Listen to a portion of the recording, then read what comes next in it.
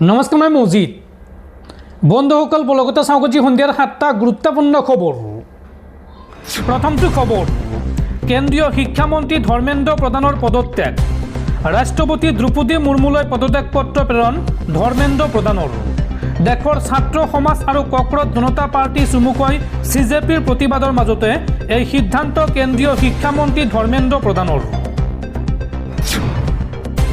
পৰৱৰ্তী খবৰ, বানপীড়িতৰ বাবে 1 কোটি টকাৰ সাহায্য ঘোষণা সুগন্ধি ব্যৱসায়ী তথা ৰাজ্যিক জমিয়ত উলেমাৰ সভাপতি মুস্তাক আনফৰৰ। উজনি অসমৰ বানপীড়িতক সহায় কৰিব জমিয়ত উলেমাৰ সভাপতিগৰাকীয়ে। বানত ক্ষতিগ্ৰস্ত আৰ্তজনক সহায় কৰিবলৈ ওলাই আহিল মুস্তাক আনফৰ। বিপদৰ সময়ত মানৱতাৰ নিদৰ্শন জমিয়ত উলেমাৰ সভাপতিৰ। বানপীড়িত লোকক 1 কোটি টকাৰ সাহায্য ঘোষণা মুস্তাক আনফৰৰ। উজনি অসমৰ বানপীড়িতক সহায় কৰিব জমিয়ত উলেমাৰ সভাপতিগৰাকীয়ে। বানত ক্ষতিগ্ৰস্ত আৰ্তজনক সহায় কৰিবলৈ ওলাই আহিল মুস্তাক আনফৰ। সুগন্ধি ব্যৱসায়ী তথা ৰাজ্যিক জমিয়ত উলেমাৰ সভাপতি মুস্তাক আনফৰ। আৰু লগতে মৌলানা বদৰুদ্দিন আজমলৰ পদক্ষেপকো শলাগ ল'লে মুস্তাক আনফৰে। আৰু এইদৰে বিপদৰ সময়ছোৱাত মানৱতাৰ উৎকৃষ্ট নিদৰ্শন দাঙি ধৰিলে ৰাজ্যিক জমিয়ত উলেমাৰ সভাপতি তথা সুগন্ধি ব্যৱসায়ী মুস্তাক আনফৰে। পৰৱৰ্তী খবৰ, ৰাজ্যজুৰি আৰক্ষীৰ অভিযান। পাকিস্তানৰ সৈতে সম্পৰ্ক ৰখা অসমৰ 3 জেহাদীক গ্ৰেপ্তাৰ STFৰ। STFে গ্ৰেপ্তাৰ কৰিছে 3 জেহাদীক। ধুবুৰীৰ পৰা গ্ৰেপ্তাৰ কৰা হৈছে আকৰামুল ইছলামক। লগতে চিৰাঙৰ পৰা গ্ৰেপ্তাৰ কৰা হৈছে আমিনুল ৰহমানক। আৰু বৰপেটাৰ পৰা গ্ৰেপ্তাৰ কৰা হৈছে আব্দুল হুছেইনক। উল্লেখযোগ্য যে তামিলনাডুত দৰ্জীৰ কাম কৰিছিল বিজনীৰ ধুবুৰীৰ জেহাদী আকৰামুলে। বঙাইগাঁৱৰ পৰা গ্ৰেপ্তাৰ কৰা হৈছে আকৰামুল ইছলামক। এপৰ জৰিয়তে বহিৰ্ৰাষ্ট্ৰৰ সৈতে আকৰামুলে ৰাখিছিল সম্পৰ্ক। দৰ্শকসকল, আৰু বহুতো গুৰুত্বপূৰ্ণ খবৰ আছে। তাৰ আগতে আপোনাক জনাওঁ যে যদি আপুনি এতিয়ালৈকে এইটো ভিডিঅ'ত লাইক কৰা নাই তেন্তে এতিয়াই ভিডিঅ'টোত লাইক কৰি দিয়ক। আৰু এনেকুৱা ধৰণৰ ভিডিঅ'সমূহ নিতৌ চাবলৈ চেনেলটো ছাবস্ক্ৰাইব কৰি কাষত থকা বেল আইকনটো প্ৰেছ কৰি ৰাখক। পৰৱৰ্তী খবৰ, ৰাজ্যত বানত মৃত্যু হোৱা লোকৰ সংখ্যা 62 জনলৈ বৃদ্ধি। সামাজিক মাধ্যমৰ জৰিয়তে এই কথা জনালে মুখ্যমন্ত্ৰী হিমন্ত বিশ্ব শৰ্মাই। উল্লেখযোগ্য যে শুকুৰবাৰে বিয়লি পৰ্যন্ত বানত মৃত্যু হৈছিল 47 জন লোকৰ।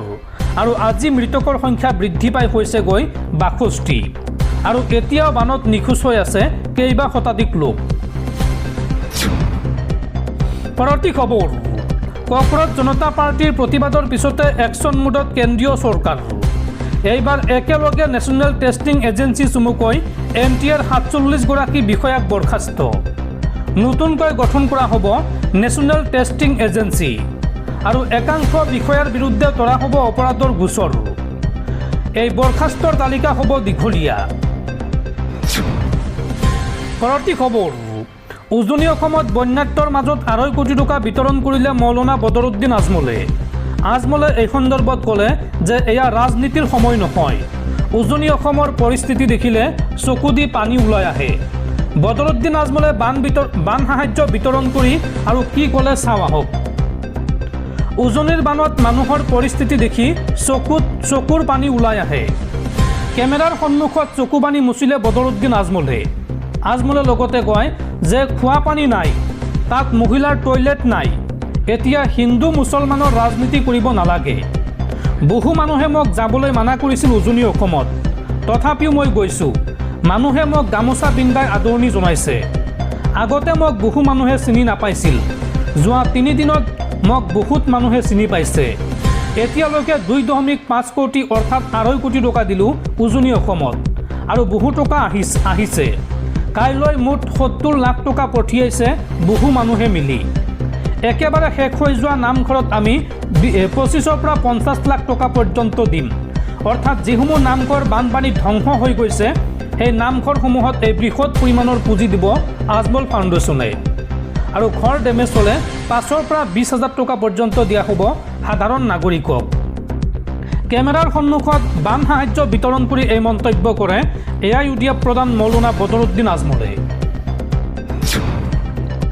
পৰৱৰ্তী খবৰ, ৰাজ্যত পুনৰ চাঞ্চল্যকৰ ঘটনা।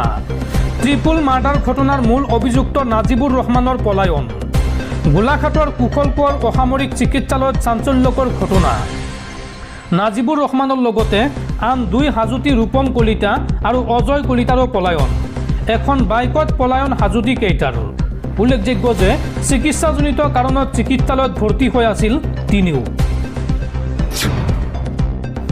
পৰৱৰ্তী খবৰ পুনৰ হুৰাহুৰে কমিল সোণৰূপৰ দাম যদি আপুনি সোণৰ গহনা বনাম বুলি ভাবিছে তেন্তে আপোনালৈ ভাল খবৰ চাওঁ আহক আজিৰ দিনটোত গুৱাহাটীত কিমান হৈছে সোণৰ দাম আজি অৰ্থাৎ শনিবাৰে গুৱাহাটীত সোণৰ দাম কিমান সলনি হৈছে চাওঁ আহক মানি কণ্ট্ৰলৰ প্ৰতিবেদন অনুসৰি শনিবাৰে 22 কেৰেট সোণৰ মূল্য প্ৰতি গ্ৰামত 13,152 টকা আৰু 24 কেৰেট সোণৰ মূল্য প্ৰতি গ্ৰামত 14,359 টকা হৈছেগৈ কালি শুকুৰবাৰতকৈ আজি শনিবাৰে 22 কেৰেট সোণত প্ৰতি গ্ৰামত 39 টকা হ্ৰাস পোৱাৰ বিপৰীতে 24 কেৰেট সোণত প্ৰতি গ্ৰামত 41 টকাকৈ হ্ৰাস পাইছে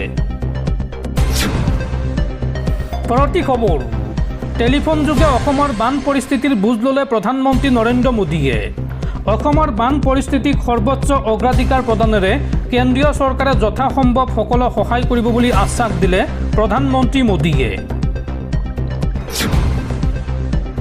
পৰৱৰ্তী খবৰ গুৱাহাটীৰ ফাৰিছা চুলতানাই উজনি অসমত দিব 18 লাখ টকাৰ বান সাহায্য আপুনি হয়তো সামাজিক মাধ্যমৰ জৰিয়তে এই খবৰটো পাইছে বা দেখা পাইছে কিন্তু আপুনি জানি আচৰিত হ'ব যে ফাৰিছা চুলতানাৰ এই ফেচবুক একাউণ্টটো ভুৱা অযোধ্যাৰ ডক্টৰ পাৰ্চী যাদৱ অসমত হলকি ফাৰিছা চুলতানা আচলতে ঘটনাটো কি চাবাহক সবিশেষ সামাজিক মাধ্যমত দেখা সকলো বস্তুৱে যে সঁচা নহয় সেই কথা পুনৰ এবাৰ পোহৰলৈ আহিল উজনি অসমৰ বানাক্ৰান্তৰ মাজত 18 লাখ টকা বিলাই দিম বুলি কোৱা ফাৰিছা চুলতানা নামৰ ফেচবুক একাউণ্টটোৰ গৰাকীয়ে আছিল ভুৱা উত্তৰ প্ৰদেশৰ এগৰাকী সমাজকৰ্মী তথা শিক্ষয়িত্ৰীৰ ফটো ব্যৱহাৰ কৰি অসমত ফাৰিছা চুলতানা নামেৰে ফেক একাউণ্ট খুলিছিল দুষ্ট চক্ৰই উত্তৰ প্ৰদেশৰ এই সমাজকৰ্মী তথা শিক্ষয়িত্ৰীগৰাকীৰ নাম ডক্টৰ পাৰ্চী যাদৱ সামাজিক মাধ্যমত খুবেই সক্ৰিয় এইগৰাকী সমাজকৰ্মী চৰকাৰ তথা সমাজৰ ভিন্ন বিষয়ক লৈ সামাজিক মাধ্যমত সৰব হৈ থাকে